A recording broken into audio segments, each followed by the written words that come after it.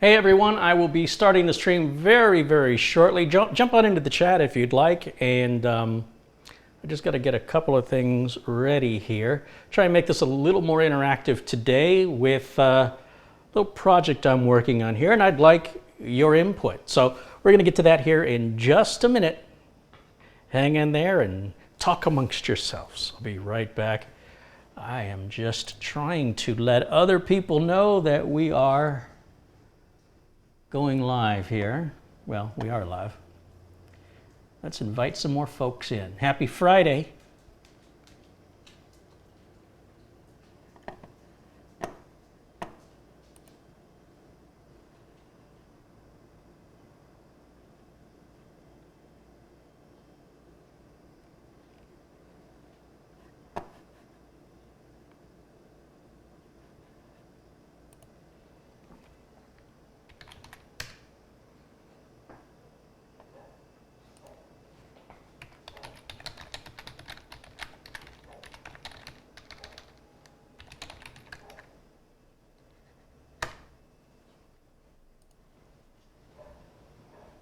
Once again, just working on a little something here. We're going to get started very shortly, but jump on into the chat.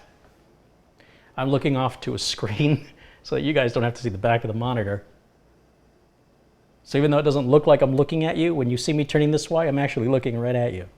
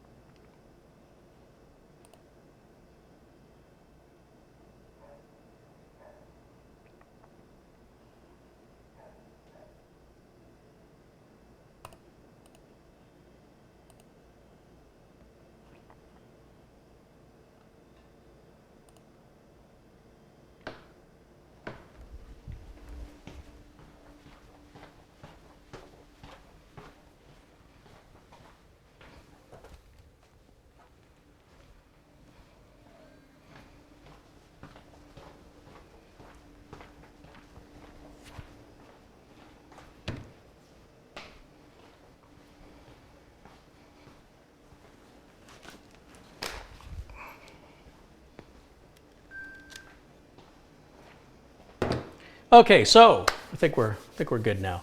What I'm going to share with you and what I'm going to ask of you is a little dilemma I find myself in, and I think I only have two choices, but I want to see if anybody else has any other ideas because, hey, you know, oftentimes the teacher can be the student. It's not unusual for me.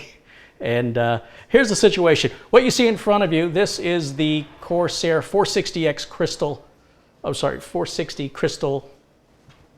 I think I had it right the first time. 460X Crystal case, which has the tempered glass side panel that's been removed, obviously, because I'm building it, and tempered glass front panel. This is part of a video project. I've talked about it in the past, and I've been sort of stuck trying to figure out the best way to go about the dilemma of installing the Kraken x62, which I love this cooler, into this case. And I'm going to demonstrate to you what the problem is. I want you to look very closely at your screen. Go full screen. If you haven't, bottom right corner, you should see the option to go full screen. You might even want to see if you can zoom in or not. But here we've got the standard 280 millimeter radiator. No fans on it. And let's see if I can turn this so you can see it. There's not enough room to mount the radiator without any fans on it because, well, there's that little cover on the, and I mentioned this on the previous build, these Corsair RAM modules, I didn't realize when I ordered them, you know, because they look really cool, have these little covers, and that's what just fell off. That is not related to what I'm dealing with. So what I'm dealing with is that the radiator, no matter which way I turn it, it will not fit between, well, the problem is this heatsink right up here. I know it's dark, it's going to be hard for you to see it, but take my word for it, this is an Asus Strix Z270E gaming motherboard. It's got a very large heatsink right here, so it only gives us about that much room for the radiator to fit.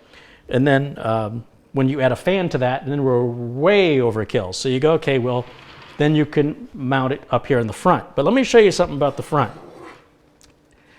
In this video, I pointed out, there's no script here, so I got to kind of move back and forth.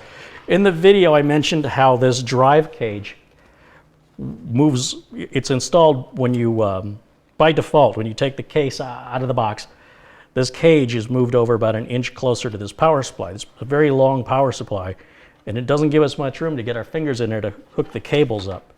So Corsair acknowledges that and moves the cage, allows you to move the cage rather about an inch to the right, which is what I've done.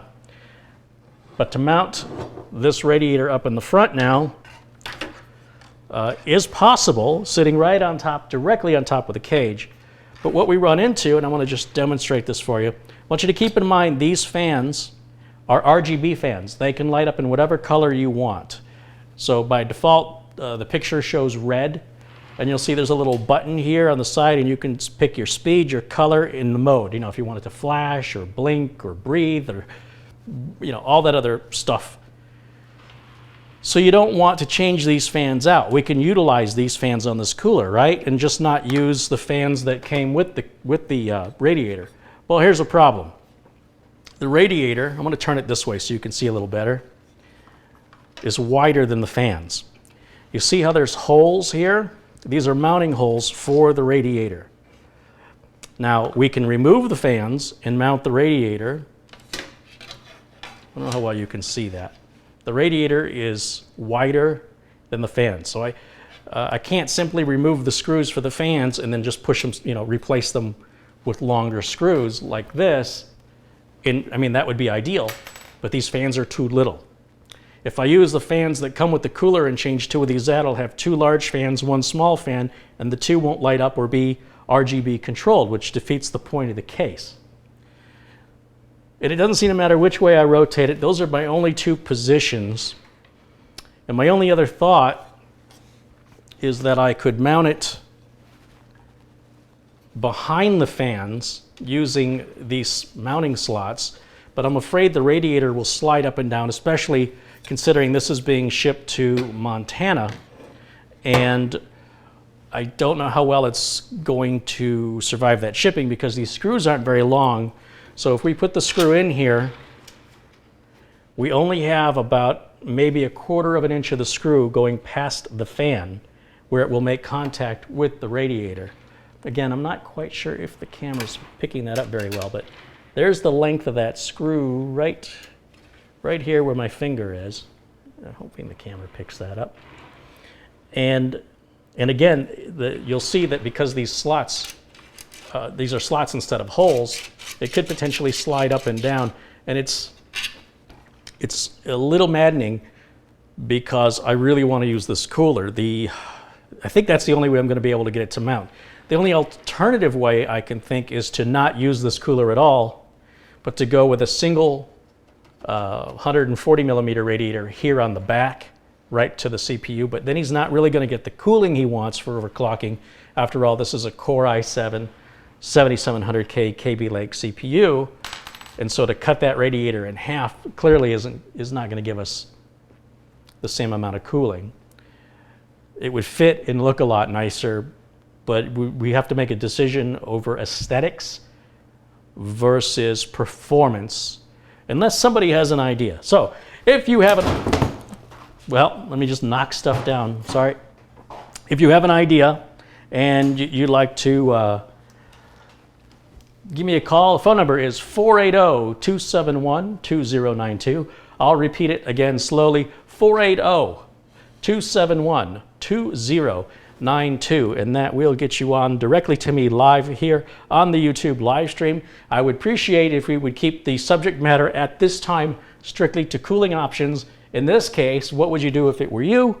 And you know, we've got probably the best liquid cooler on the market, in my opinion, all-in-one cooler, I should say, and a great motherboard, fantastic RAM, a wonderful case, and it doesn't want to play together. And like I said, I think that's the only way I'm going to be able to get it in there. But I am curious if anybody has any other ideas. I'd love to hear them, or perhaps put your idea here in the chat room. We've got, looks like about 225 people in the chat. We're already getting a phone call, so let's see what you've got to say.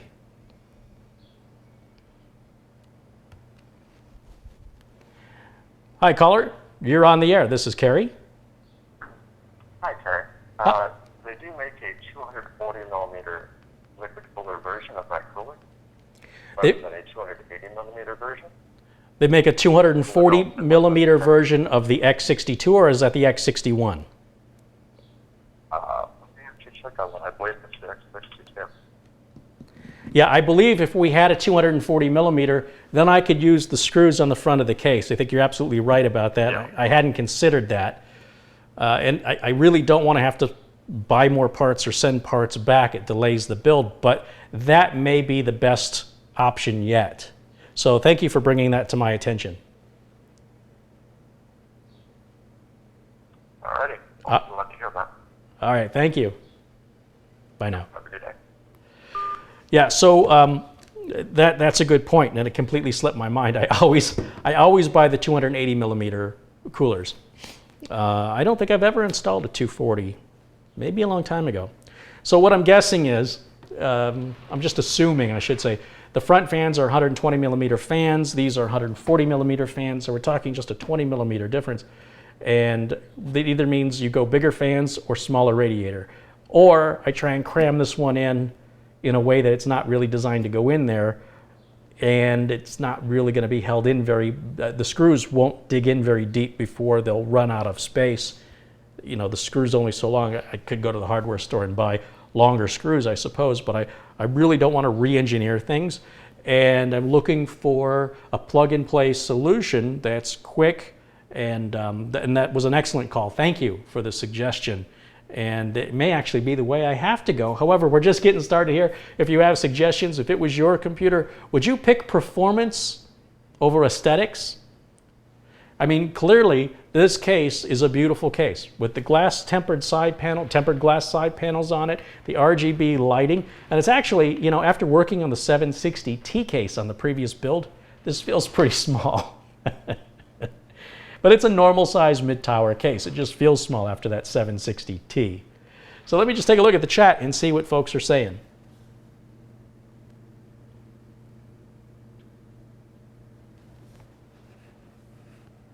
By the way, while you're in the chat, if you want to give a shout out where you're watching from, always enjoy seeing that. We have viewers from all over the world. It brings this technology, and our passion for computers and technology brings us all together as one, as hippie as that sounds. It's true.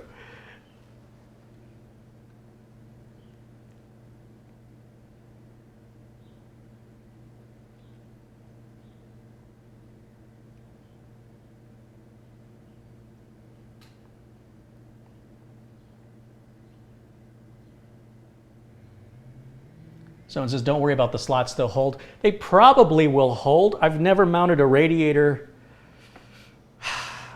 I've never mounted the fans to the case and the radiator to the case behind the fans. It's just feels wrong.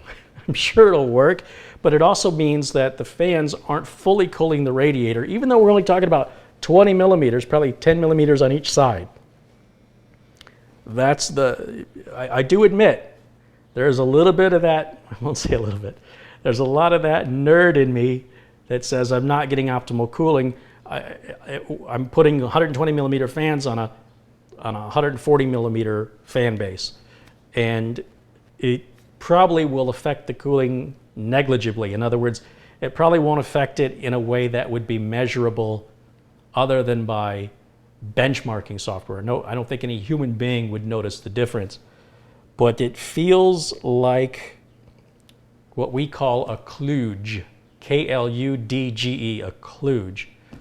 And I'm not a fan of kludges. So, all right, so the number again, if you want to call and give me your thoughts on the situation, 480-271-2092. And while I've got your attention, I do want to remind you that as much as we all hate the ads, look, we all hate the ads. When you guys are using ad blockers when you watch my channel, then the quarter of a penny I will have made from you watching, I don't make. So when there's thousands of you doing it, it significantly depreciates the value of the income I can generate, and it's not much to begin with from YouTube. And I would, you know, if you want to, disable your ad blocker if you want to support me when you're watching my channel, and when you're done, turn it back off. I appreciate it. I also often have links to products that I'm talking about. I didn't put the links to this in yet, and they go to Amazon. And if you click on those links and then purchase anything from Amazon, it won't cost you any more, but I will make a commission from the sale. And believe it or not, YouTube pays so little, I often make more money from the Amazon links. So if you ever have to buy anything from Amazon at any time, if you click on any of my links to take you there and you want to support the channel, well, that, you know, again, it's pennies, but it does all add up, and I want to make you aware of how this whole thing works. So, oh, we got a call coming in. Let's see who's on the phone.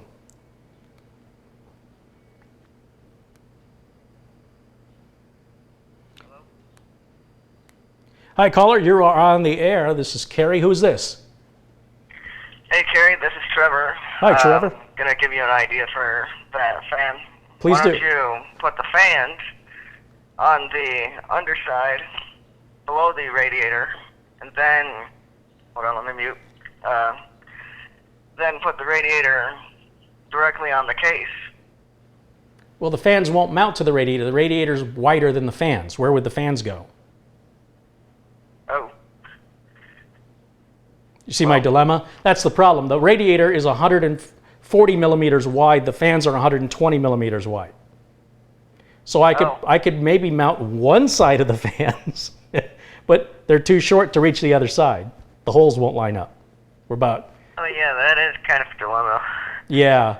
I think the first call I got suggesting a smaller, the 240 millimeter radiator versus the 280, may be the way I have to go. Because up until that point, I was just thinking to go with a single 140 millimeter radiator to go into the back of the case here, but then we're not going to get the cooling performance. I don't think there's much cooling performance difference between a 280 and a 240 millimeter radiator, but I do think, you know, logically, there's half the cooling performance going from a 280 to a 140. So, but I do appreciate the call. No problem. All right, take care. Bye-bye. Yeah, so that is the dilemma. I also want to acknowledge there is a bit of an audio delay on the live stream. It's a little complicated because I'm no longer using the mic. I'm going through the HDMI where the audio and video are carried through on the same signal. And I don't see anywhere in the OBS software to delay the built-in HDMI audio. I can delay it from an external mic, but I don't see it. I'll look at it later. To be honest, I haven't spent a lot of time with that because I've been busy still dealing with the folks over at lynda.com. Well, I could not get anybody to respond to me. Thanks to you contacting them and complaining, they have now finally reached out to me. And now that we have a dialogue, we'll see if we can reach a consensus or an agreement. And they have certainly stood behind what they've done is justified. Basically, in my opinion, they have victimized me by abusing the copyright law through an automated process, which is not yet refined, coming from a technical training company and going after somebody who does technical training. This is also considered an anti-competitive business practice, not to mention a sheer level of ignorance in the very field in which you're supposedly experts in which to teach. So there's a huge amount of hypocrisy, and I do believe the people that are responsible are still not contacting me. I believe I'm being contacted by generic customer service representatives. And I do believe that the customer service representatives will soon realize they're going to need to escalate this situation up to a responsible party who then can protect themselves or make sure that they do things properly to prevent this from getting worse. Because just having a customer service person reach out to me, they're actually putting their foot in their mouth. I think they're making the situation worse and providing me more material for which to potentially go and seek legal ramifications over. So I do hope that they begin to take this with more seriousness. I hope that the customer service representative who contacted me will escalate this either to their legal department or to a manager in the department of the creation or copyright areas. There is a way to turn lemons into lemonade. There's a way lynda.com can make everybody happy. But I'm not going to recommend it. I want to see if they have the wherewithal to think for themselves and look for the obvious solution. And generally speaking, customer service representatives are not allowed to think for themselves. They have rules and policies for which they have to abide. And that's why I believe that the process will have to be escalated to a decision maker and a policy maker who can see the forest through the trees and have the power to do the common sense thing that so far common sense has not been exhibited by anybody at lynda.com that's been in contact with me, or from any of the stories you guys have shared with your responses. You're all getting automated responses and not human responses. And so, if you want to automate your response back to them and just let automation talk to automation, we'll just cut the human beings out and we'll just let machines rule the world. There's no reason we're obsolete. We don't even need to be on this planet anymore. So if that's how they want to play this game, I mean, I don't think it's a game, but they certainly, in my opinion, are treating it like one. That's a current update with that situation. And the video will remain up indefinitely until such time as I am forced by law in a courtroom, ordered by a judge to take it down, or the folks responsible at lynda.com do the thing that is common sense and fix the problem. I'm a very easy guy, but man, I'll tell you what, you start pushing me around and telling me there's a good reason why you did it, you're gonna have to think a little deeper than that. That's something you expect someone very immature and unexperienced to do. If I was talking to a 7-year-old child, I would understand that. So far, the responses I've gotten have not been, the single response I've gotten has not been anything other than what I would expect from a 7-year-old child. So I am hoping that, and again, no fault of the employee, they were probably, it's their job to contact me, but they are not in a position of which to resolve this problem. They'll need to, once again, escalate it.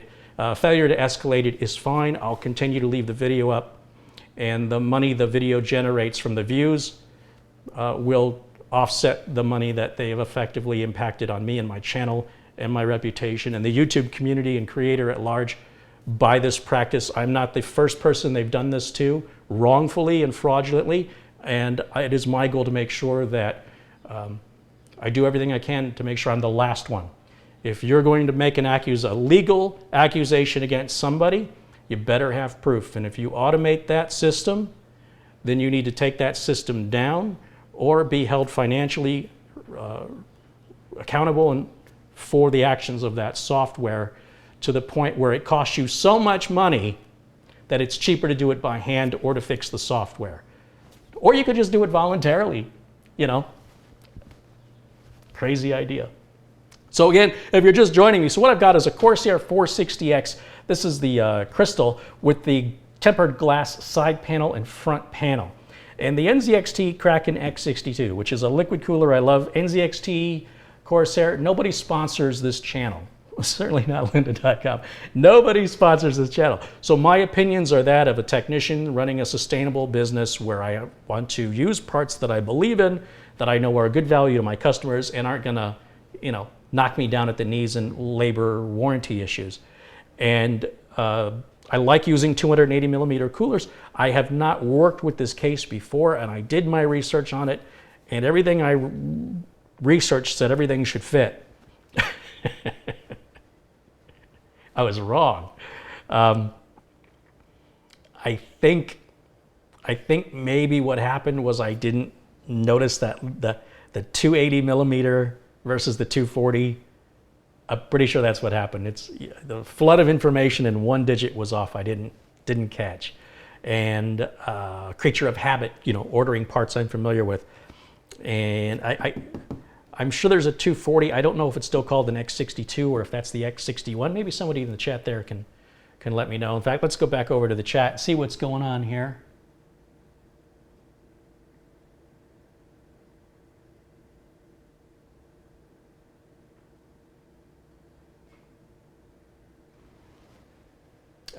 One of the things you'll deal with one of the things that really bothers me is the way people have to be spoken to today. Somebody's making a comment, and I don't mean to make fun of you, but they're going, was the last video not live? Yes, the video was live. After the video is live, it is then processed and made available for people to watch who missed it live.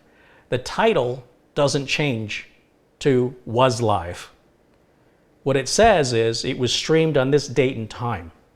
Now, it should be common sense to know what today is and what time it is. If you don't, I'm sure there's a little clock in the bottom right corner of your computer or on your phone that will tell you what today's date and time are so that you can check to see if what you're watching was recorded or you're watching it live. It's common sense. Again, we live in a world where you buy a package of peanuts and it says, warning, contains nuts. What a shock. I'm, again, not trying to make fun of anybody, but I am asking you to please, and I'm encouraging you to add things up so that these questions are not necessary. The answers are provided right in front of you. They're right there. So I do appreciate you watching. I hope you continue to watch. And I just don't want you to be confused. I want you to be aware that that information is there for a reason. If you're not seeing it or you're ignoring it or you're too ADD to pay attention, you need to just take a deep breath and take a look at it. And you'll see if it's the current date and time and it says it's live, it's live. And if it's a different date and time that says it was live, then it was previously recorded. So there's no way in YouTube, and I don't know why YouTube doesn't do this automatically, and perhaps they will in the future, put something on the screen that says previously recorded, as they do like on television. The live streaming thing is still new to YouTube. They haven't completely got this thing hammered out. And for that matter, neither do I. So please bear with us as we work through it. And again, I want to put the attention back onto why this live stream exists for right now. We have 120 millimeter fans up in the front, but it's a 140 millimeter wide radiator. So the fans are too small to mount onto the radiator on either side.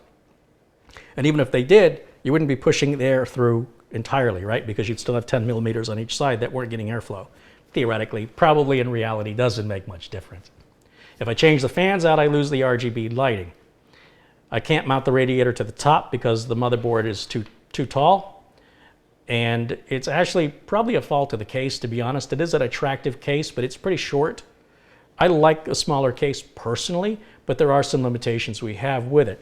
My original thought was to either mount the radiator behind the fans using screws that go around the outside of the fan edges into these slots here on the front, but then that radiator will slide up and down potentially, and there's not much of the screw left to actually go into the radiator going that distance. So my fear is it may come loose in shipping. This will be shipped a few thousand miles, and it needs to survive that shipping. If that radiator breaks free inside of here and it's going to bounce around, not only will it spill liquid all over the place, but it's probably going to make the computer, every single component in the computer, damaged, and it won't be a warranty issue. And the shipper will say, unless there's damage to the box, you didn't pack it good enough. So it really puts me on the spot. So the suggestions so far have been get the smaller radiator, the 240 millimeter. My thought was maybe even going to a 120 or 140 to fit back here on the back of the case, but I'll get half the cooling. And this is a Core i7 7700K CPU. So I really don't want to do that. It will look fantastic though. So we have to pick performance over aesthetics in either of those scenarios, or ordering the 240 millimeter Again, I keep leaning towards that. And the purpose of the live stream was to see if any of you have any other alternative ideas. And if not, then at least make you aware of this particular scenario with this combination of parts. I think this is going to be a fantastic system. The owner has been very patient with waiting for me to complete it. And that's where we're at today. So I'm going to go back over here to the chat, see what everybody's talking about. Well, we have 275 people here. Looks like he's blushing. No, I'm hot. It's really hot in here. I am in Arizona. It is already, if it's not 100 degrees today, it's up there. You can type in weather Phoenix right now into Google. You'll know more than I do. I could just feel it. I can't tell you what it is. Kraken x62. Corsair makes 240 millimeter RGB fans. Yeah, you know, that's an option as well, to replace all 3 fans. But then, I guess I'm going to sound lazy. I have to completely rewire these fans because they are wired in here, as you can see down here.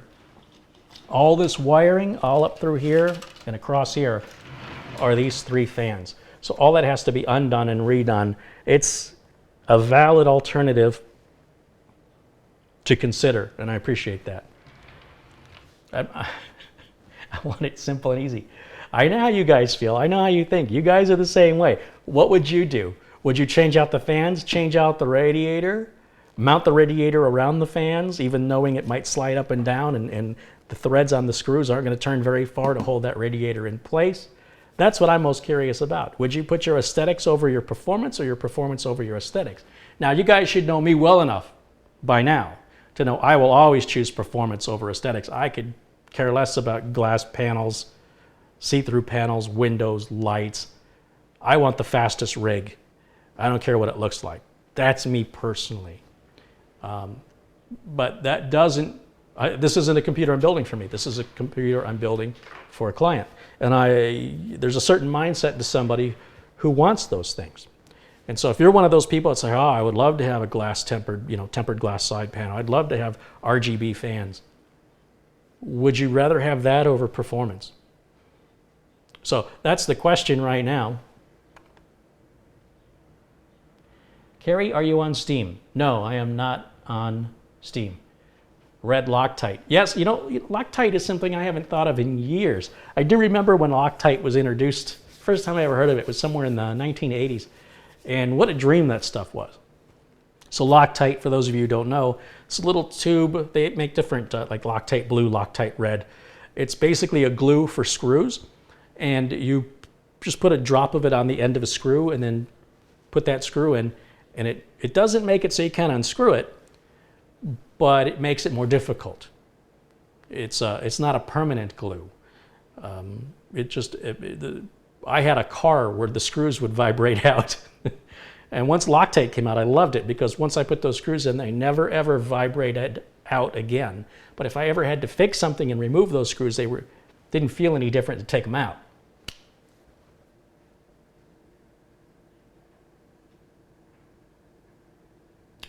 Yeah, the customer definitely asked for this case for a reason. That's a good point. And again, I accept full responsibility for the hardware incompatibility. That's on me. That's my job to know this stuff. And it just shows you that you get into all the details of sizes of motherboards, cases, clearances for solid state drives, the number of M.2 drives you've got, how much RAM you can put in. You have all this stuff to consider, and then one little detail, the 280 versus 240. If you're going through all this information as quickly as I do, it's very easy to miss it. It's easy for me to miss it. Maybe it's not for you, but it is for me. So sometimes we need to slow down a little bit. Otherwise, we end up taking a lot more time later, which is, basically following my own advice is what I should do and slowing down and enjoying your build. But I think I need to back that up a little bit more and say slow down before you order your parts so that you don't have to spend this kind of time trying to resolve a hardware compatibility issue that was completely avoidable if more time was taken on the research. However, I will say that I haven't had a hardware compatibility issue in a very, very long time. But that's generally because you'll see me use the same parts over and over again. And this is the first time I've experienced this case. So those are my excuses. Or I'm just an idiot. You can choose which one you want. If you have a technical question, we'll move on since the phone's not ringing. If you have a question about your own build, or you're having a problem, or you just want to say hello, the number to reach me is 480-271-2092. And I don't know why my Bluetooth isn't connecting. What's going on with my Bluetooth? Let me see if I can get you guys on the Bluetooth so that you can hear it better on the live stream.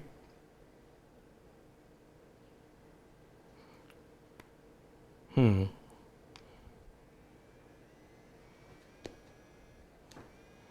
it's not connecting. Well, I'm in trouble if I can't connect Bluetooth.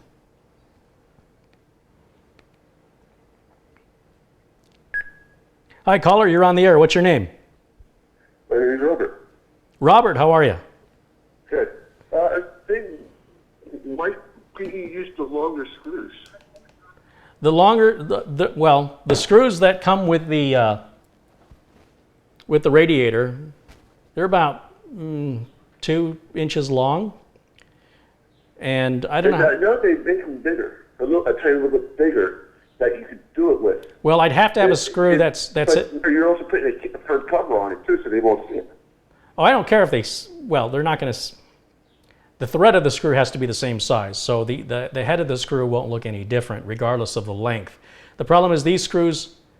The way that the long screws that come with the X62, and I don't know how well you can see that on the camera, they'll only go in about 2 turns before they'll stop. They'll reach their maximum length. So I would need a screw that's at least, I would estimate, somewhere between, well, on the minimum side, another 1/4 of an inch longer. And that would then I'd have to go to the hardware store, try and match it up. And even then... And there's no holes on the door, that area where you can mount it there. There's no holes where? On the tempered glass door where you can mount it there, I know most cases. It's glass. You know in some cases there's holes, you can mount the fan there sometimes. You know it's glass. Oh, it's glass, yeah. Yeah. So, yeah, that's not an option. There are holes. Will you put a graphics card in there? There will be. Okay, so to say it's not too long, I'll say why don't you that whole piece on the back. Whole piece on the back. What? Sorry, what are you referring to? The radiator part. On the back. The back of the case or the back of the radiator? On the back of the case. Well, if you look at the back of the case, if you're watching live, I know there's a slight delay. Yeah, I see it, what we call it. The radiator's too long in the case. It indents where the fan is, and then it comes back out where the PCI slots are. So a smaller radiator, like a 120 or a 140, will fit right in the back there without a problem, but give us half the cooling. You could try the X61. That should be a little bit fitter. Yeah, I was trying to think which one was if it was an X62 at 240 or if it was an X61 that was at 240. And it's the second one you said. It would be better. So I'll have to look that up. You want to have it on top. Yeah, it's, there's a part of me that feels good that I haven't heard something obvious. But then there's a part of me that's upset because I really wish it was something obvious and easy. I really do. Now you got to go out and spend more money. Yeah, well, look, I'm not going to make the customer pay for a part they can't use, and I will use this. But, but it's but it's just the issue of time, I suppose. Although to be honest, with Amazon Prime, I'll get stuff in 2 days anyway. I don't want to admit defeat. I think that's the problem. I want to make it work. Or tell your next customer, say, hey, I got extra AC cooler. I was wondering if you want to pay maybe a little bit extra for that. For what kind of cooler? That's what they call an AC cooler. An AC cooler? Yeah. You're talking about an air cooler? Yeah. Okay. Yeah, I mean, yeah, an actual fan could go in there without a problem. Look, I used to have one that was like that. It was called AC because it takes AC coolant instead of water. Oh, well, see, a lot of times in the internet community, the term AC is abbreviation for air cooler. Okay. Yeah, so I misinterpreted what you were saying there. I don't think it's a question of the coolant. The coolant's not really the problem. I mean, we can go to a Peltier cooler if he really wanted to go extreme. I don't think he wants to go that extreme. I haven't talked to him about it. I've left him a message to call me and discuss it, because clearly going to an air cooler is certainly an easy option, either with, like I say, the Evo 212 or the Noctua line, or even, you know what could work on, Cooler Master makes the Liquid Maker 92, which is an all-in-one radiator fan it's all in one unit. But clearly, it's still a small radiator. It's not going to have the cooling performance of this. So, that's true too. And here's the other thing. The whole point of the system of these parts is that the case has RGB fans, right? You can change the color. And the NZXT Kraken x62 has an RGB water pump, so you can time all that and not time it, but you can color coordinate all that to your liking. And I don't know if the X61, I have to do my research. I've never used the X61, so I'll have to look into that. Why don't you go ahead? I said give them the option of changing all three fans to a smaller one that's RGB. They do make them in RGB, the smaller ones that like going to. They make RGB different colored lights for air coolers. For the smaller versions, that'll fit that recall. Oh yeah, well that's why I'm saying I got to look into that and see what's available. I'm not familiar with it. That's all. Yeah, it's just Newegg. That's where I get all my stuff. Yeah. I'll just go to the NZXT website and look at the Kraken line. I'd much prefer to stick with NZXT and just find the model that'll fit and color coordinate properly.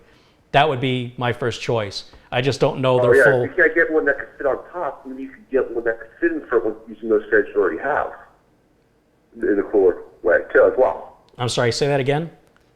Maybe you can get the cooler part, the radiator part, just buy the radiator part and just make it for the size of the fans that you have in there already. Well, I'm not going to do a custom loop. That's not going to happen. Oh yeah. I mean, if you do a custom loop, you're supposed to. It's recommended that you drain it. Yeah. Every year, and then clear it of all bacteria and algae buildup, and then refill it.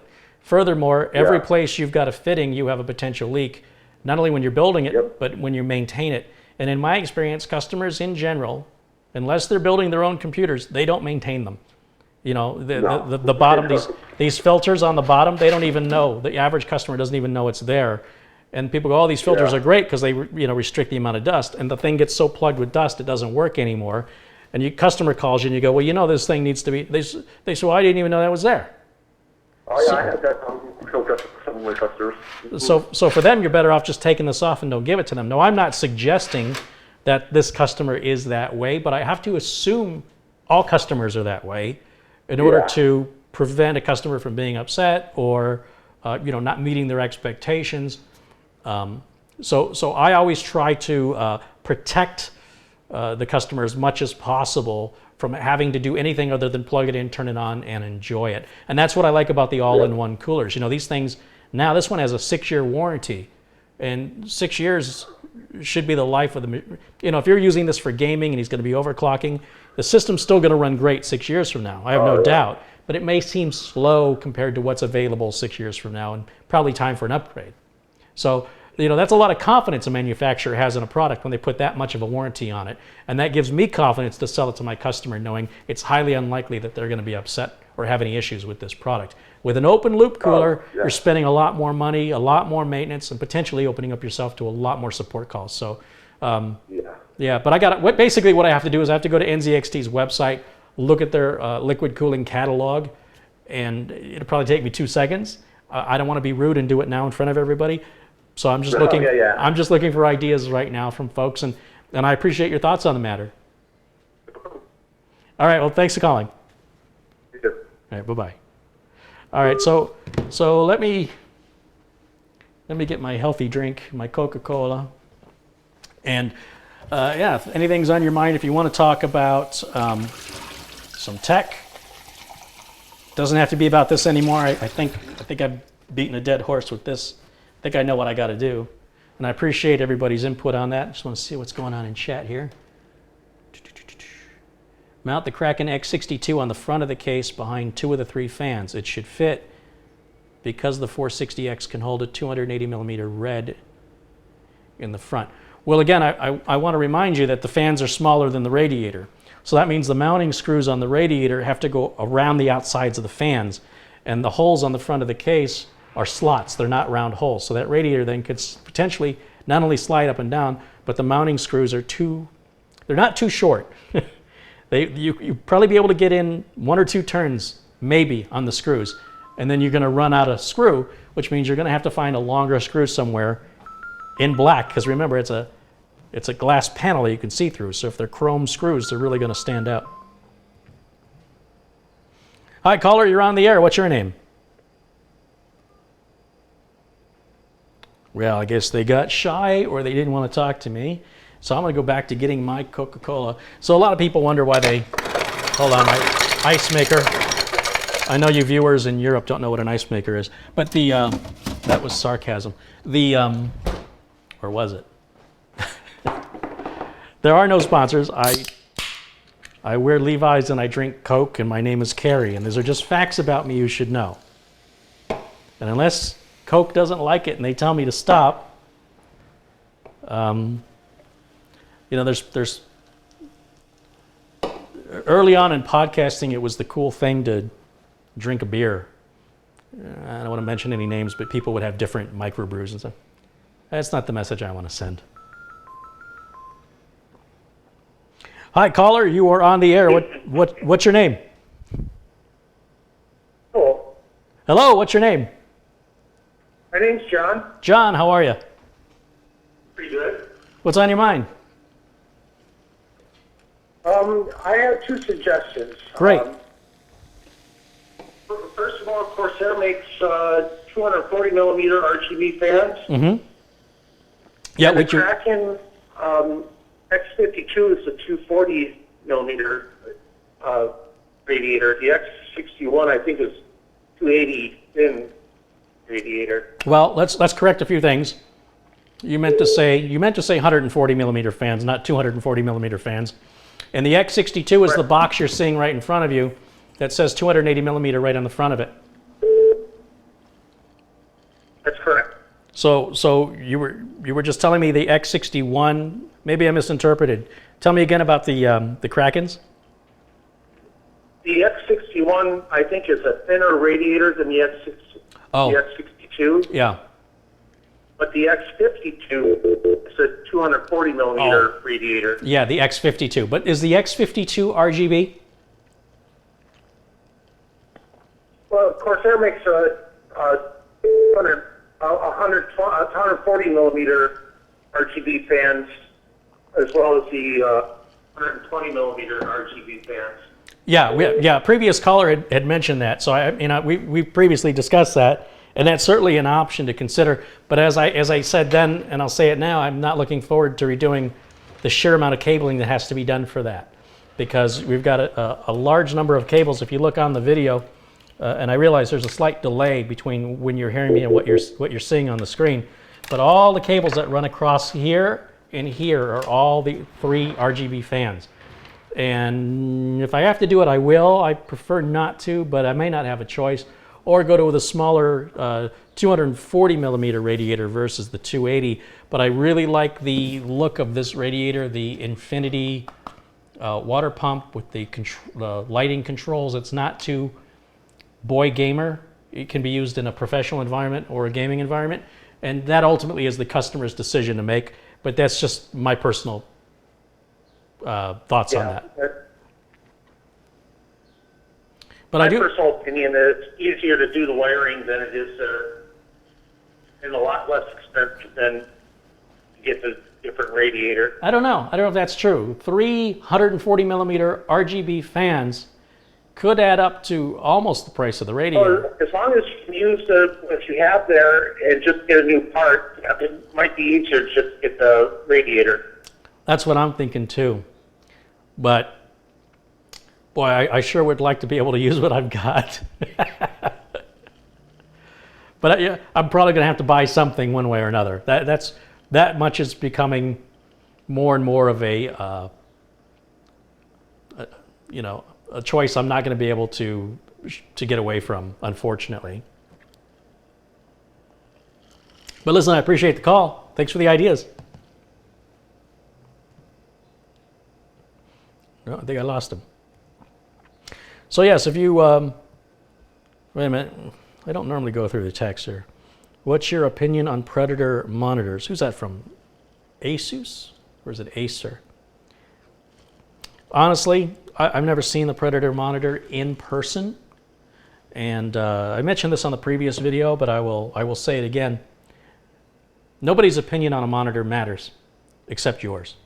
Your eyes are different from my eyes and different from everybody else's eyes. And what you think looks good and what I think looks good may not both look good. Best way I could explain it would be going to a restaurant and I order my favorite dish. Therefore, it's your favorite dish too, right?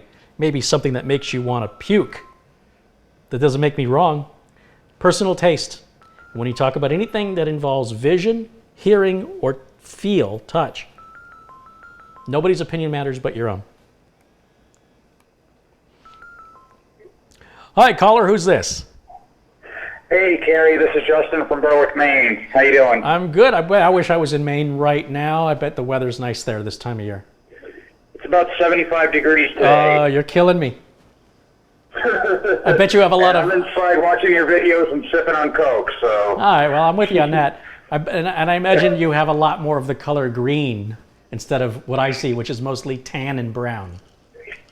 Yeah, I'm looking out my window. Nice green grass, and the trees are starting to blossom, so it's really nice up here. Well, I'm envious. What's on your mind? Well, I was just watching your video on the stream, and I noticed, without looking into the chat, that you were having an issue with the cooler. Yes. Fitting it into the case. Correct. I just did some research on Google, and the X52 is 240 millimeter, and it is RGB. But does it have the infinity design? I believe it. I don't think it does. I believe it. You know what? Now you're going to make me look it up now. I think before the X52, before the X62, I believe I've got a couple builds where I use the X50. No, I'm looking at a picture of it. It looks exactly the same, doesn't it? Kraken X52. It is. It's just a smaller radiator. Yeah, it looks like you're absolutely right. So I'm not saying you were wrong, but I was concerned because I thought the X62, the infinity... Oh, you know what? Maybe it's not the infinity design. Maybe it's just black with the same NZXT logo and the color ring, whereas the X62 puts the one-way mirror on the front so that that's not really important to me.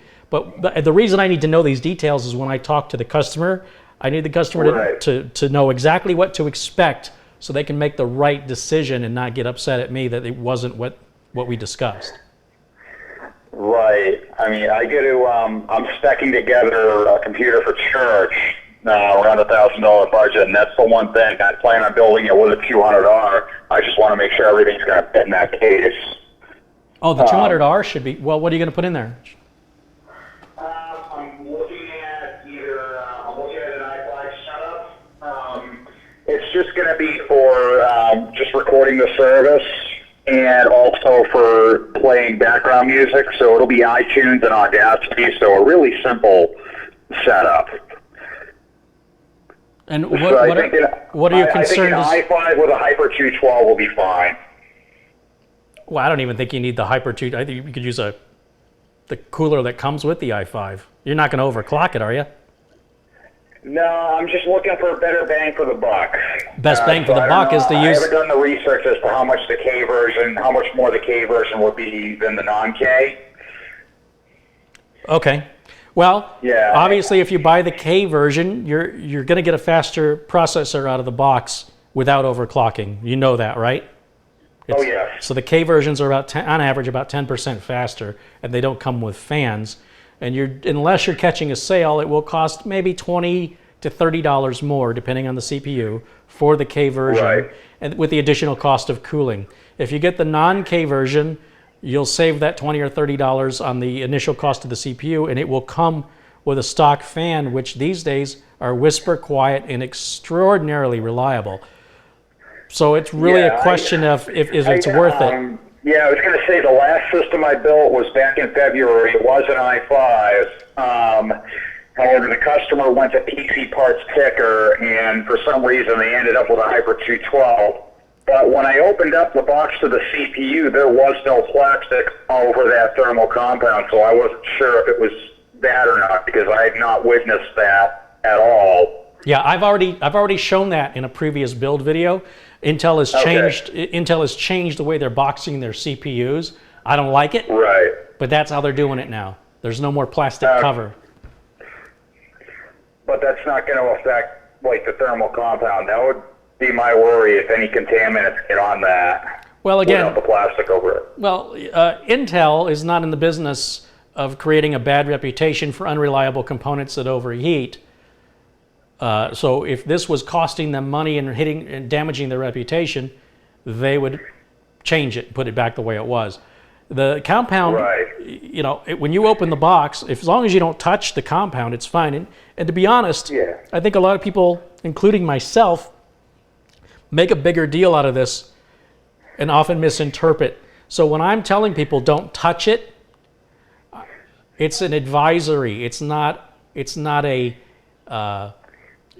death sentence. It's that if you touch it, if you contaminate it, it will impact the efficacy of the thermal material, but it probably won't affect it in any way that's measurable by a human being, and maybe not even by benchmarking software, depending on how badly you smudged it, right?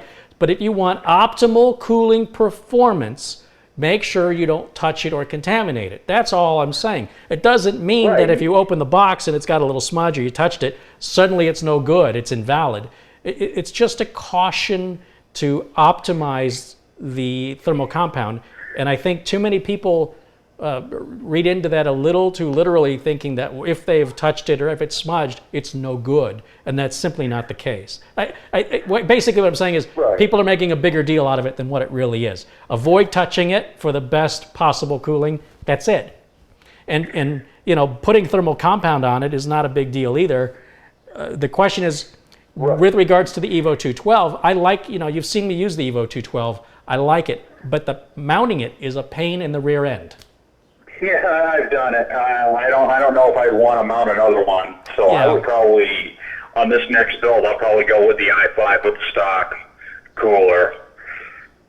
Although I will say that the Hyper 212 looks pretty thick on a mini ITX board. Well, that depends on the case, right? Because on a mini ITX case, you may not have the depth required to put the side panel back on with a 212. It was a $200 case. Oh, then no problem. So the customer went to PC Parts Picker, and this is what they ended up with. And I wasn't gonna, you know, say anything to them, and they were there the whole time I was building it, so they could see like exactly how easy it was, you know, to put together, you know, the system. Except that when you're done, it just looks like all they have is a cooler. You almost don't even see the motherboard anymore. I know, that was the funny part. It looked like a Noctua cooler on like a regular like mini micro ATX or an ATX. Yeah, and but sometimes that can get in the way of a future repair or upgrade if you got to get to the RAM or the SATA ports or even release the video card. Sometimes, depending on the design of the motherboard, that cooler can get in the way. But the good news is, you know, once you've got the cooler mounted, taking it off and putting it back on is no big deal. It's that initial mounting that's just the worst part of it.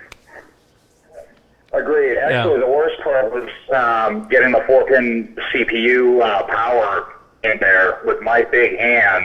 That wasn't fun, even with a 200R.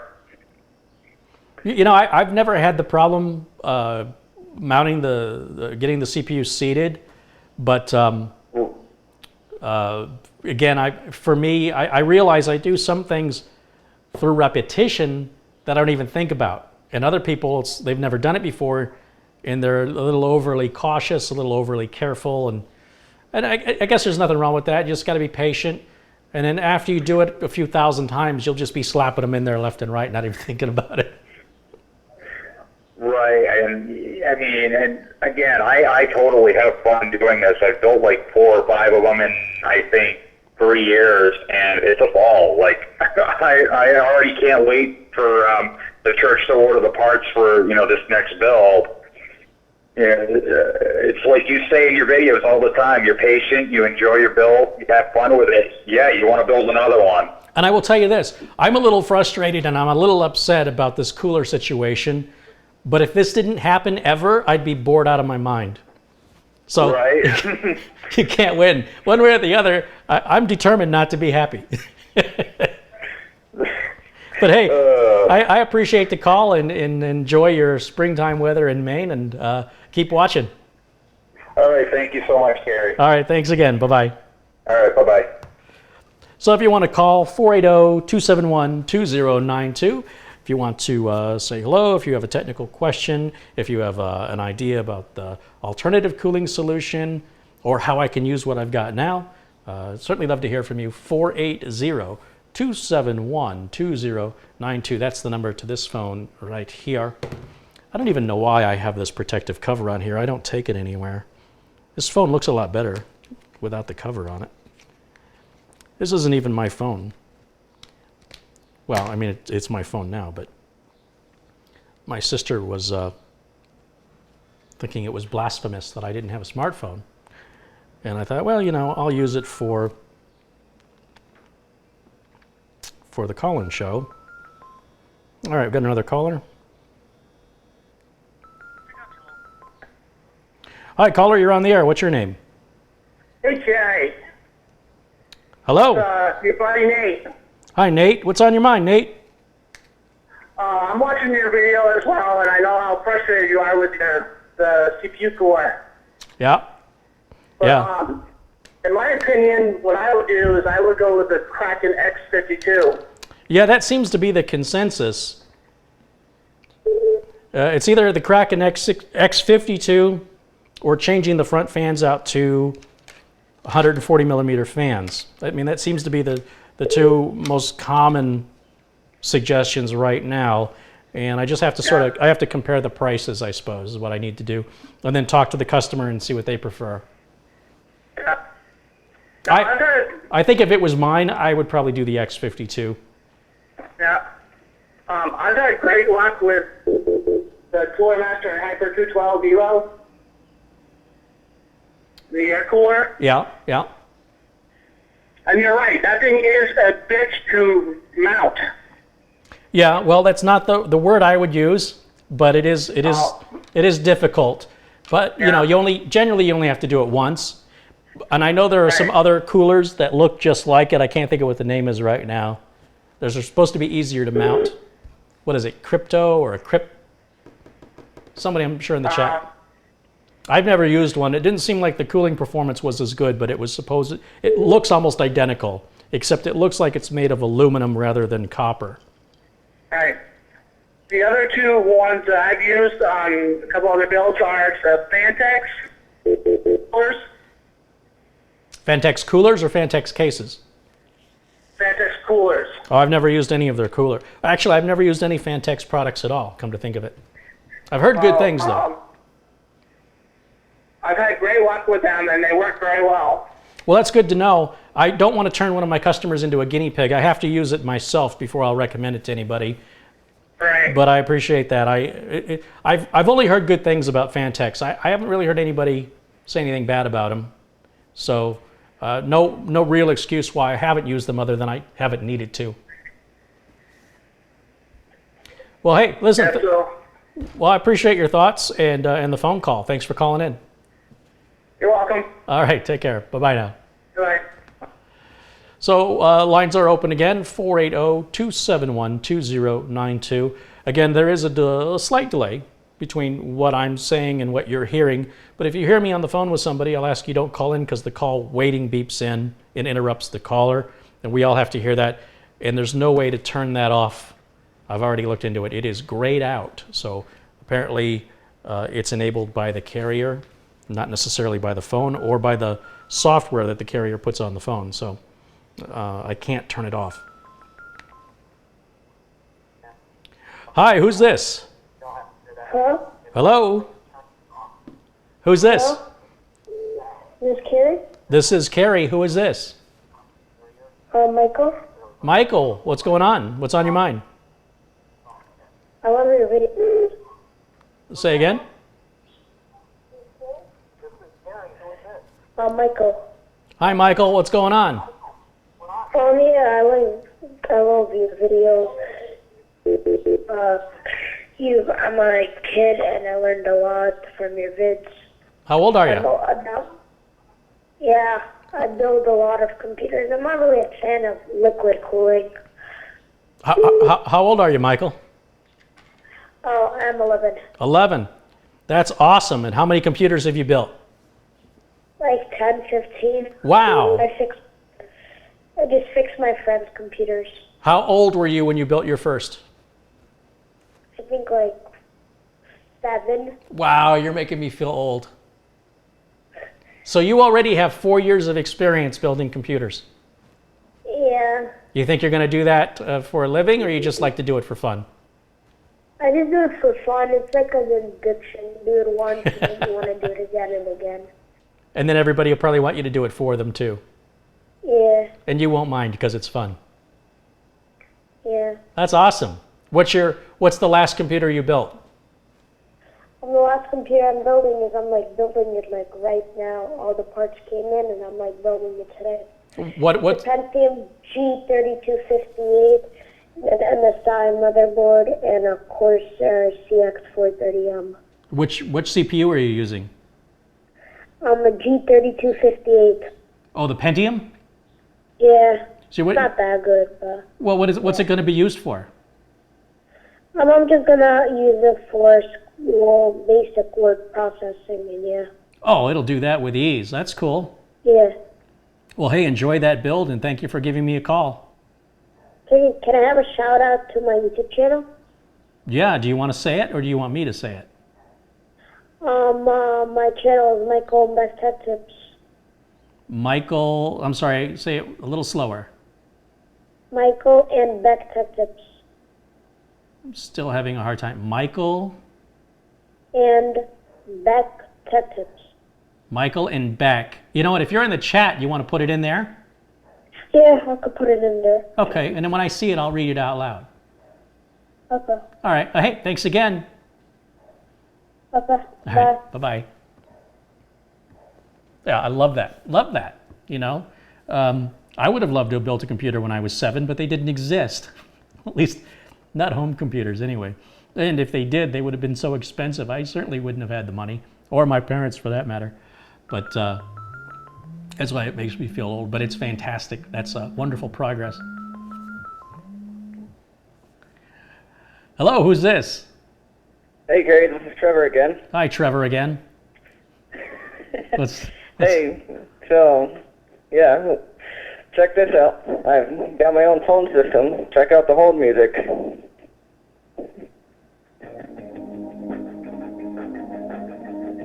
Okay. That's great. Pretty random and unrelated, but great. So if you want to give a call, 480-271-2092 is the number. Hold music is nothing new. It's been around since I was making phone calls on landlines in the 1970s. But good for you. I'm assuming you were sincere and that wasn't a prank. Anyway, I'm not sure what to say about that. If you want to call, 480-271-2092 is the number.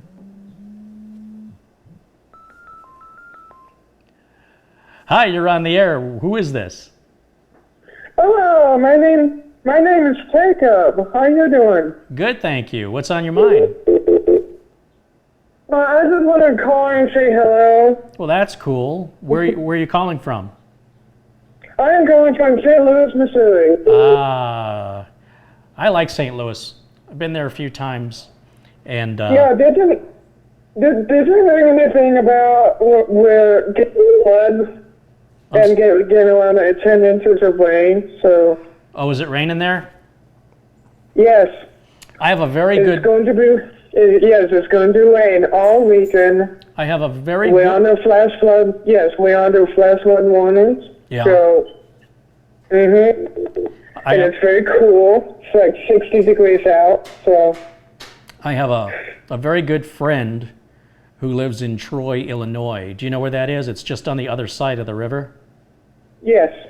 And so when I was in St. Louis, it was just a hop, skip, and a jump to go see him. And usually whatever weather he's having, you guys are having.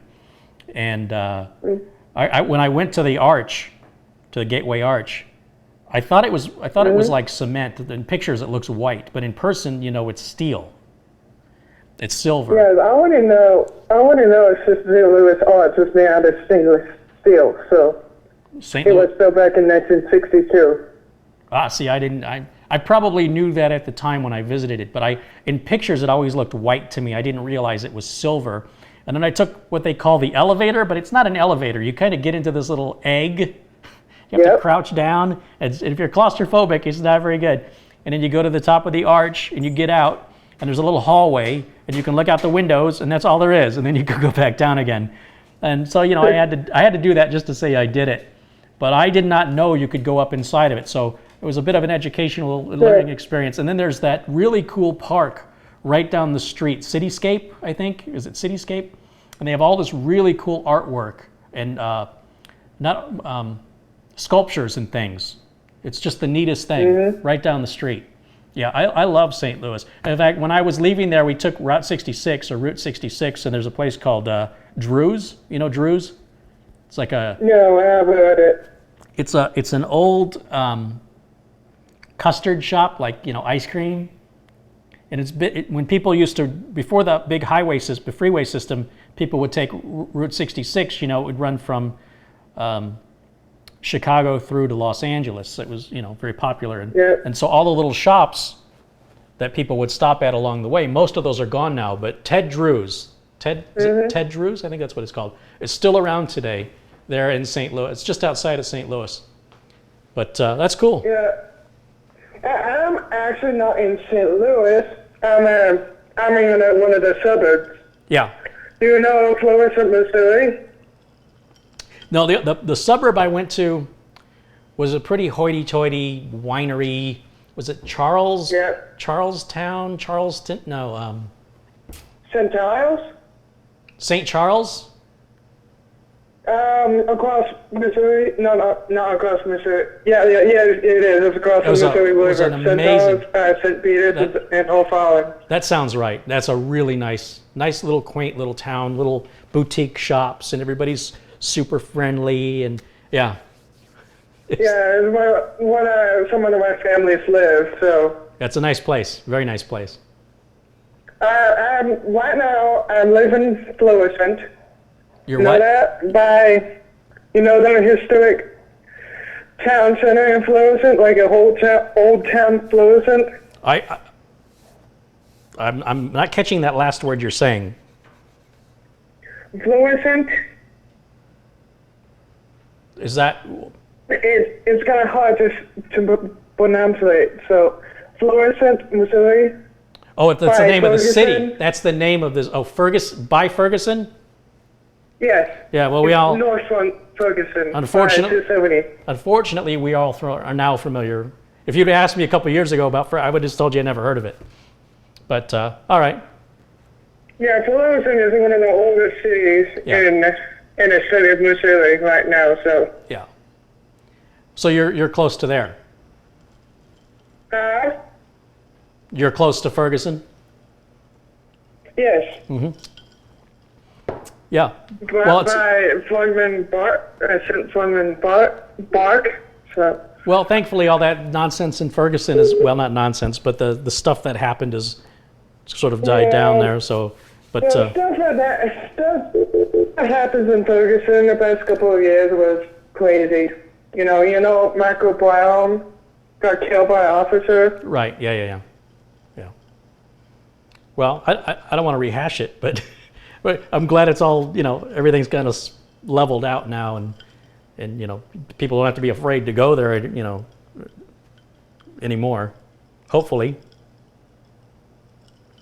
But I've always liked St. Louis. I think it's a really neat town.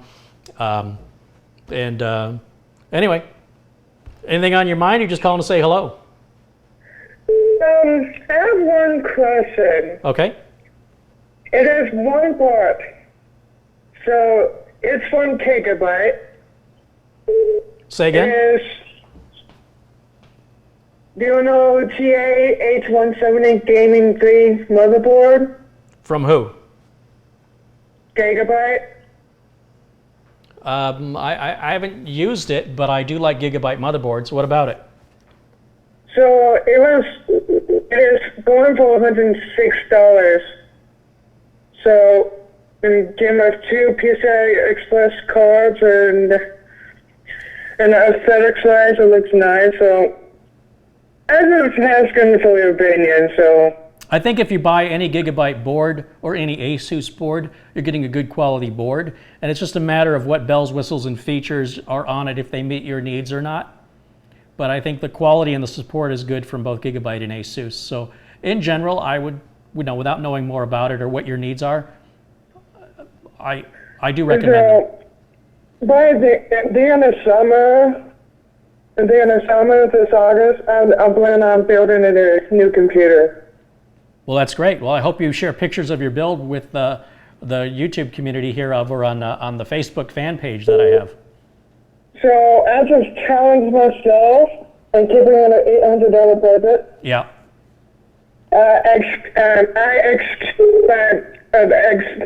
I didn't include the SSD or new hard drive, so I will be using the same SSD and hard drive from a current computer. Yeah. Just to save $200. Sure, makes sense.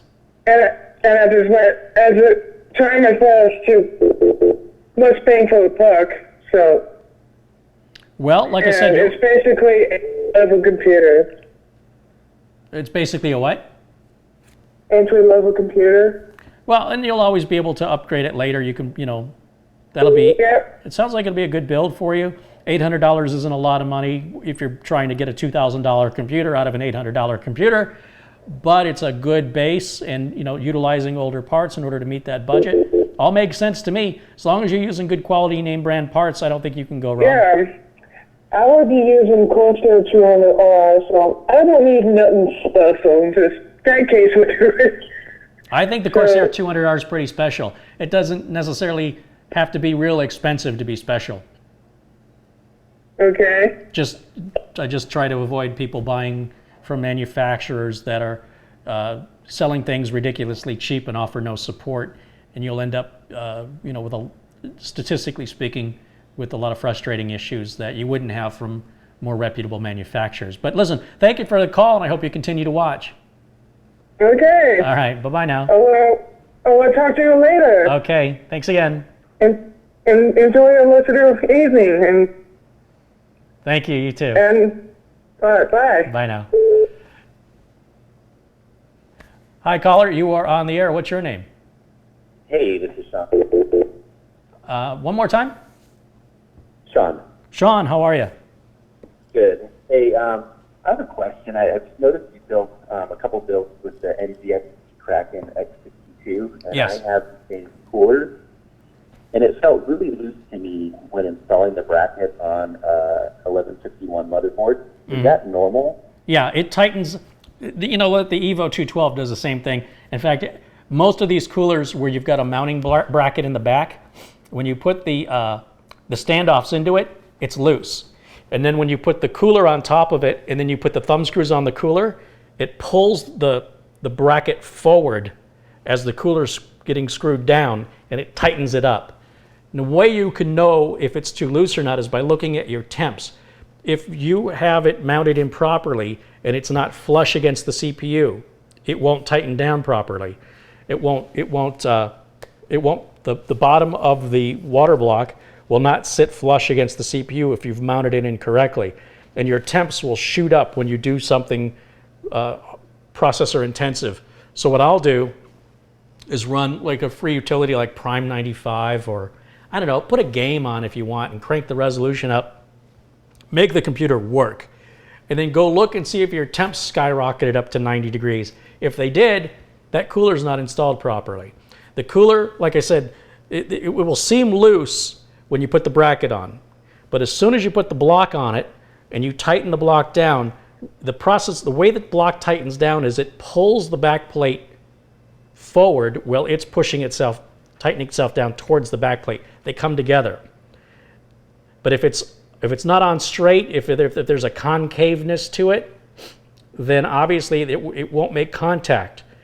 And then your CPU is not going to cool properly. So the proof is in the pudding. You don't have to wonder, is it on right? All you have to do is do something CPU intensive and look at your temps. That's that easy to know. Yeah, I was having that issue initially, and I did take it off and reapplied the different thermal compounds, went with the Arctic Silver. Now it's working great, but I was just kind of nervous it felt so loose. And more. Hey, I appreciate your shows. I don't want to keep you too long. I know there's other callers, but I actually used your videos to build my first PC. Pretty proud of it. So keep doing what you're doing, man. That's awesome. Well, listen, thanks for the call. Thank you. All right, bye now. So this idea, and it's going to tell him, but you'll hear it. The idea that the cooler wasn't cooling properly until he took it off and reapplied the thermal compound suggests to me that it wasn't mounted properly. There was nothing wrong with the thermal compound. I've never, ever witnessed a difference of more than 2 degrees Celsius from any thermal compound ever. Never, ever.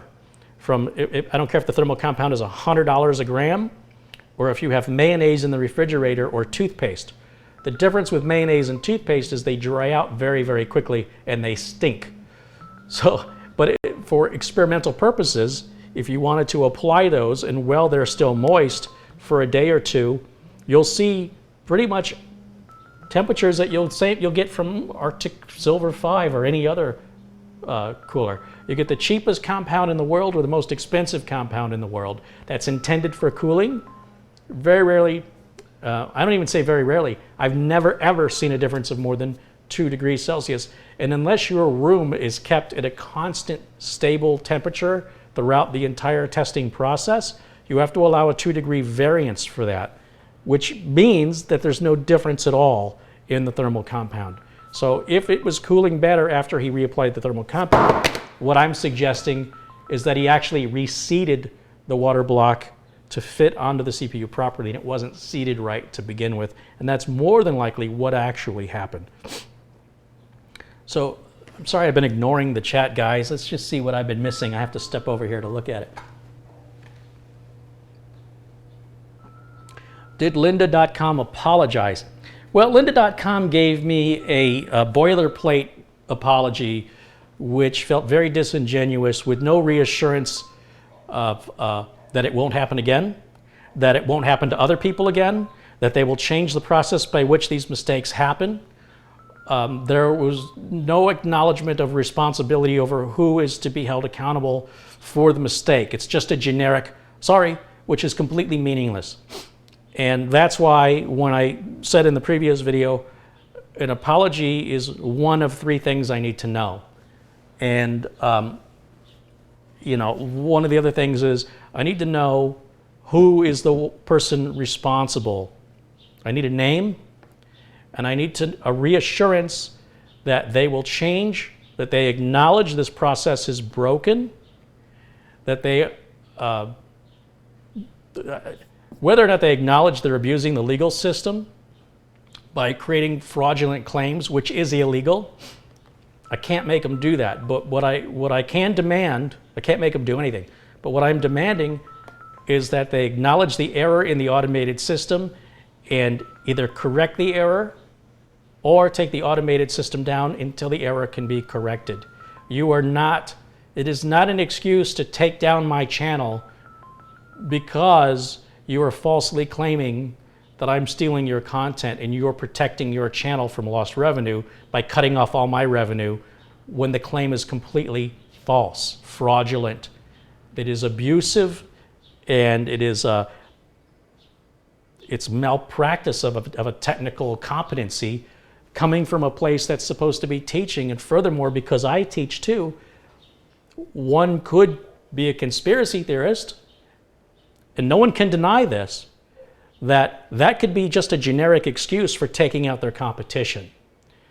It's not as though I'm not well known in the community. It's not as though lynda.com doesn't do the very same things I do, and they charge for it and I give it away for free. They do other things that I don't do, but what I do, they also do a lot of it. So one can see that as an anti-competitive business practice and an attempt at monopoly. We get the word, at monopolism. Monopolism, is that a word?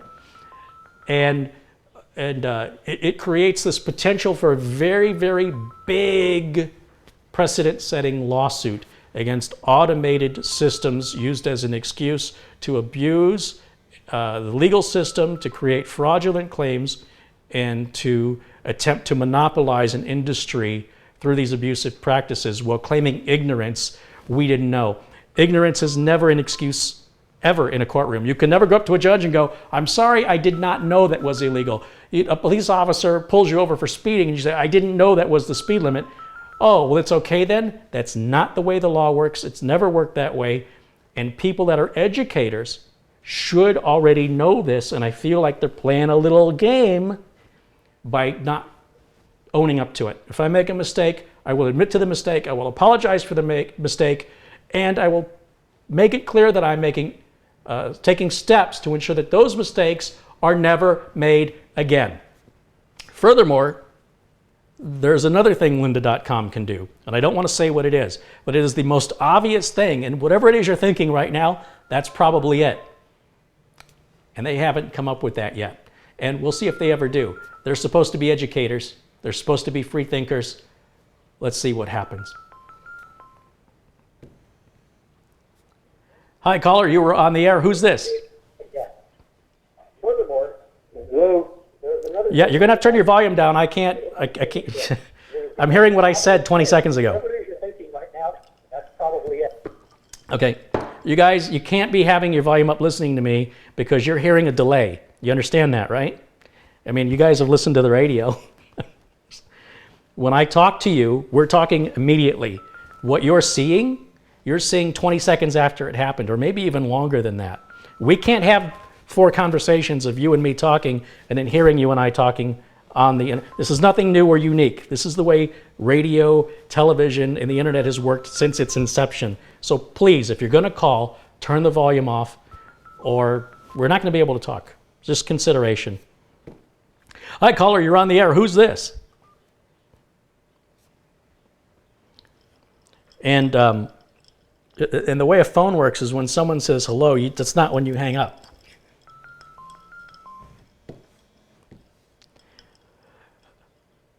Hello, who is this?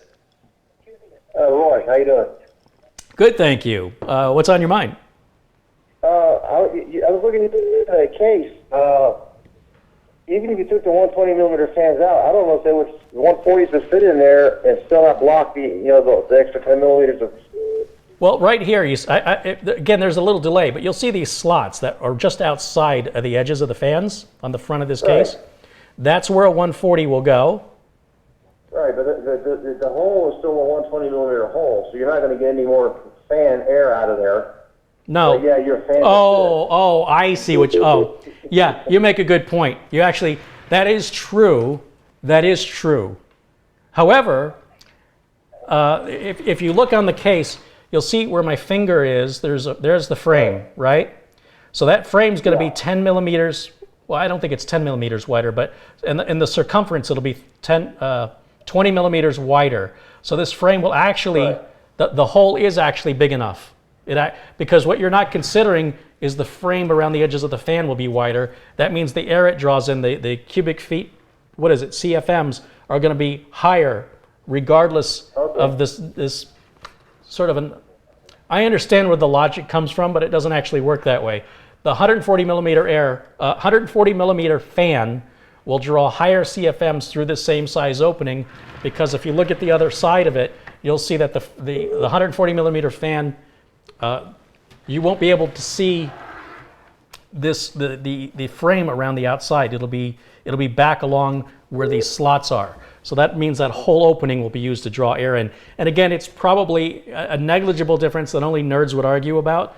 But if it wasn't going to draw in 140 millimeter, it wouldn't provide room for 140 millimeter. Remember, engineers design these cases with few exceptions, and those engineers are college degreed in thermodynamics. Generally speaking, there are exceptions. So, but that was an interesting way of looking at it. But yeah, I do believe the 140 millimeter fan, it will fit in there and will mount to the radiator. Whether or not it actually improves the airflow, certainly the CFM will be higher, but whether or not that CFM makes any difference at all. I mean, people will debate that we're going to be bringing cool air from inside, blowing it through the radiator, and then bringing the rest of that air is now warmed up out through the back of the case. Okay. A lot of people think, you want to bring the air out. Slots, right? Because the 120s are mounted with slots too. Say again? So the 120 fans are also mounted with slots as well. So you were worried about the mounting it with 120s, having the radiator fall out. Yeah. Yeah, but but there's two sides to that. One is the length of the screw, right? So I don't know. Yeah. You're right. The length of the screw may still be an issue, or it may not be. And the reason I say that is, again, we look back at the frame on the fan. I've got to go around the frame instead of through it. And I think if I go through the frame, I'm going to get a couple extra turns on the screw. Again, it may be a nerdy thing to talk about 2 turns versus 3 or 4 with regards to how well that's going to secure that radiator, but it's a valid concern. If I go with the 140 millimeter fan, I still may be having to replace those screws with something longer. It's very valid. That's correct. Okay, well, I don't have anything others. I just want to let you know, I watch your videos. I think they're great. No, and you gave me some food for thought on that too, with regard to the length of the screw. It's got to be something I've got to consider, the thickness of the fan. I don't know if they make 140 millimeter RGB that's any thinner than this, but I want to emphasize that when I put the screw on the outside, it's right up against the edge of the frame on the fan, and it's eating up some of it's making the screw need to be longer because it's going around the fan instead of through it. But again, not a huge difference.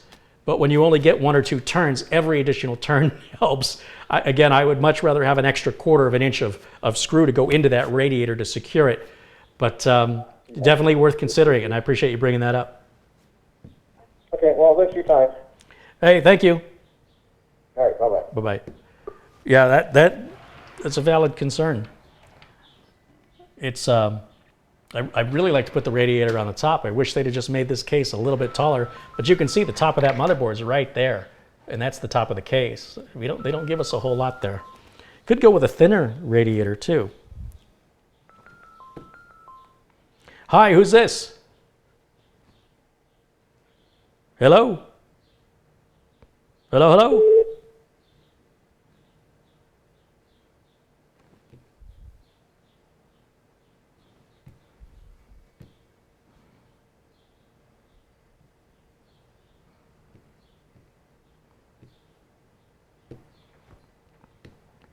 Looks like more text messages. You guys, I really don't look at these text messages.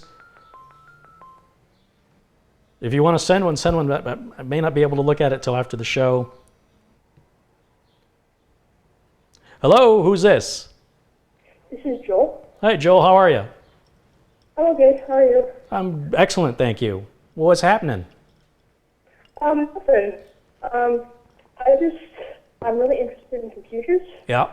And I haven't built one yet, but I'm saving up all my money to build one. What are you thinking you want? What do you want to build? What's your dream system?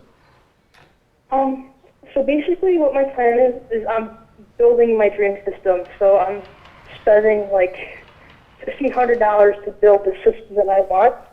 It has a Core i7, 6700K, You're going with, videos on is YouTube. that's Skylake, isn't it? Yeah. Okay. What motherboard or what make? Asus, I Gigabyte? have an MSI. Why MSI? I don't know. It's just, That's what you like? That's what you want? yeah. Fair enough. What are you going to do for a video Is card? MSI okay? What's that?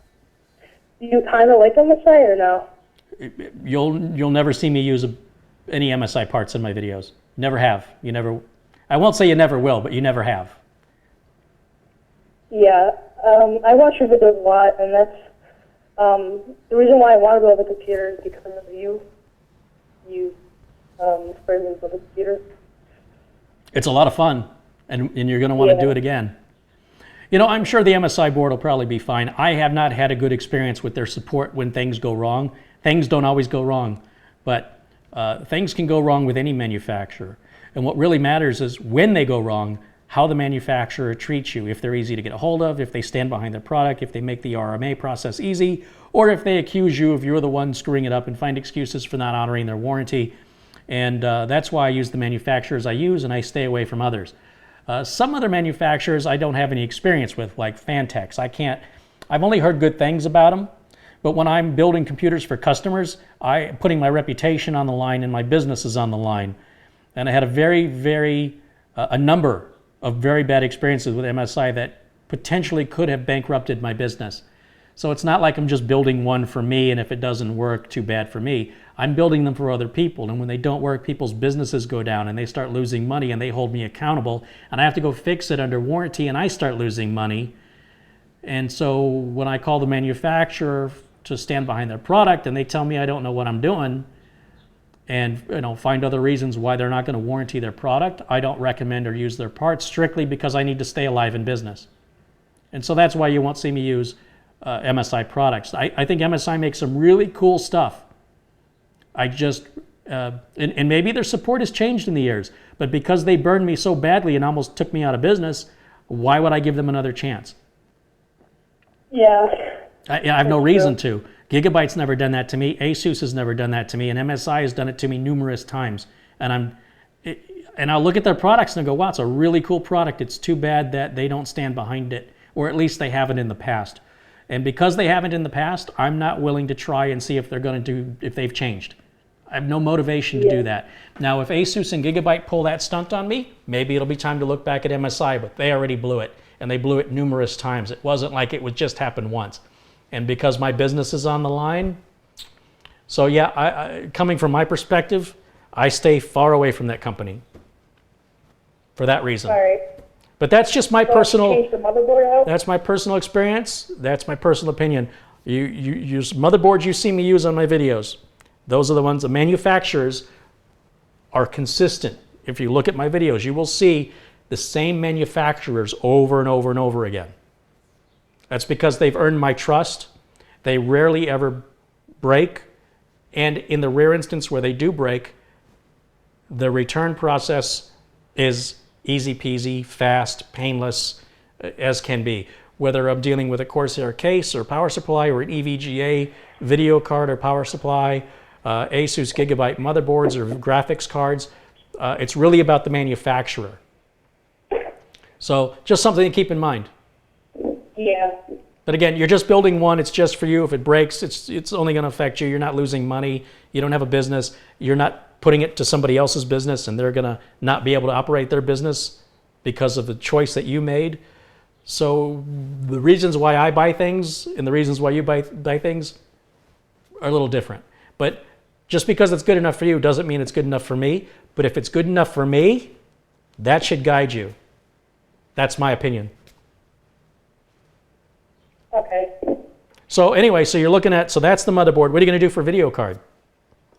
I'm using, this is not permanent. Hopefully I'll get a new one later, but it's an EVGA 970 for the win. Yeah, EVGA, great company, stands behind their products, all American-based support, wonderful company.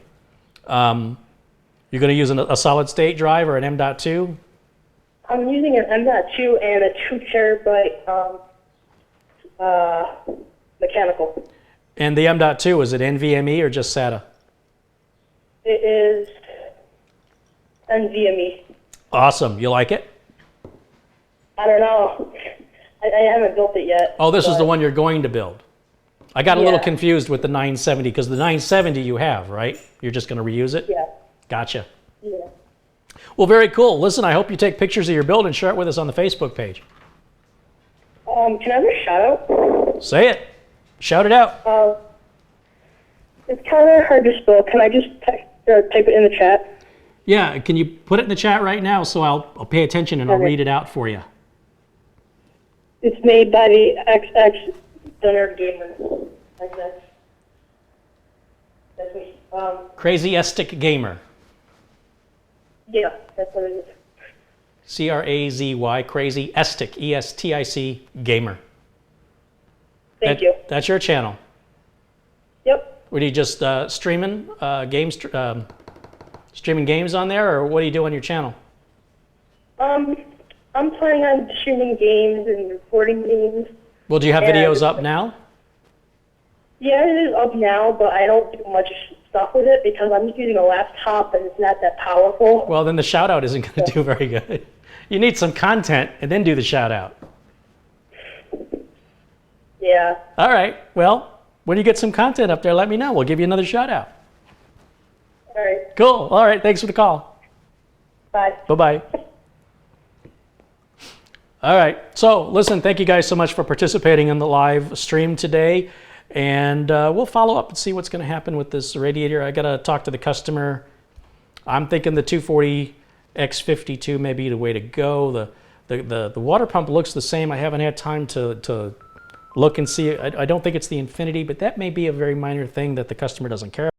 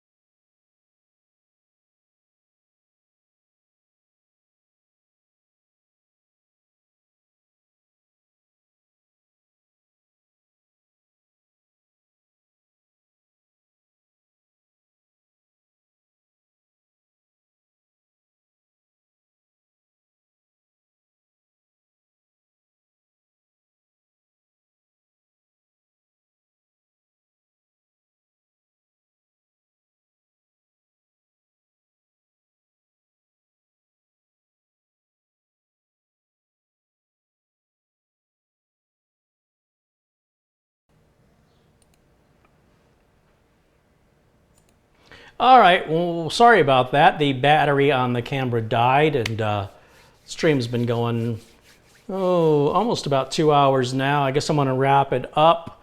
But usually I get more time than that out of my battery, but maybe I forgot to charge it from my last live stream. Let me take just a quick look over here and see what I've been missing going on in chat.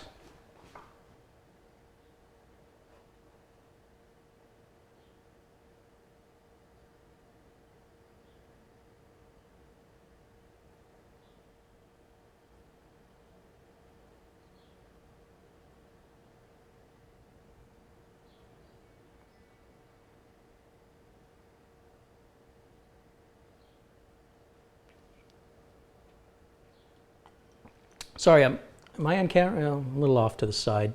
I'm looking at chat Text is too small for me to see that far away. Apparently you guys saw the camera warning, the battery warning. I didn't see it. Well, if it's not live, it's pretty good fake, right? Wow, you guys were warning me about that battery for some time.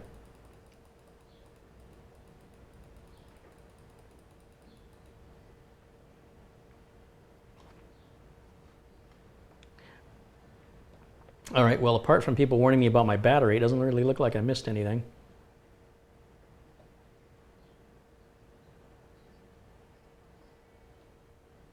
Thank you for all the kind words in the chat. Appreciate that.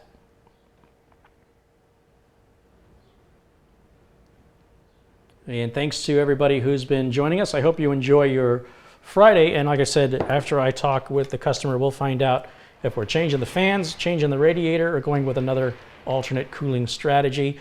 Until then, I will see you next time. Bye for now.